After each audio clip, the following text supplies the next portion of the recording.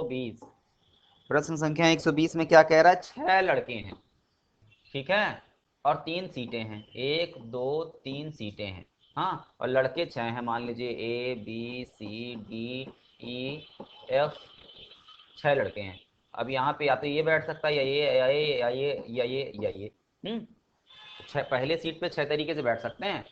अब एक लड़का तो बैठ गया कहीं ना कोई एक लड़का बैठ गया, तो दूसरी सीट पे कितने तरीके से बैठा जा सकता है, 5 तरीके से। अगर इसको बिना फॉर्मूले के समझाएं, आपको एक आम भाषा में समझाएं, तो दूसरी सीट को 5 तरीके से भरा जा सकता है। पहली सीट को 6 तरीके से भरा जा सकता है, दूसरी सीट को 5 तरीके से भरा जा सकता है, क्योंकि दूसरी सीट पे एक आदमी कम हो गया ना, और तीसरी सीट को 4 तरीके से भरा जा सकता है। तीसरी सीट को क्यों, 4 ही आदमी बचे ना, तो तीसरी सीट को 4 तरीके से भर सकते हैं। तो कितने तरीके हो गए कुल, 6 गुणे 5 गुणे 4, है ना, तो 6 पंजे 30, चौको 120।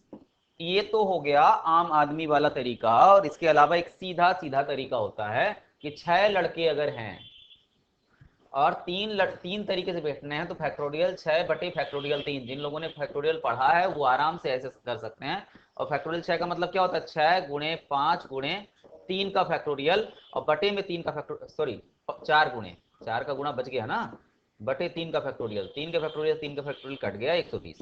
तो ये एक तरीका हो गया, ठीक है। और अगर आप लोगों ने आपके हाई स्कूल में नहीं रहा हो फैक्टोरियल, तो आप ये तरीका अप्लाई कर सकते हैं। मतलब भाई क्या है, 3 सीटें हैं, तो पहले सीटें 6 तरीके से भर जाएंगी, 6 लड़के हैं ना, और दूसरी सीट के लिए तो 5 लड़के बचे, तो 5 तरीके से, और तीसरी सीट के लिए 4 लड़के बचे, तो 4 तरीके से। तो कुल तरीके कितने हो गए, 6 गुणे 5 गुणे 4 मतलब 120।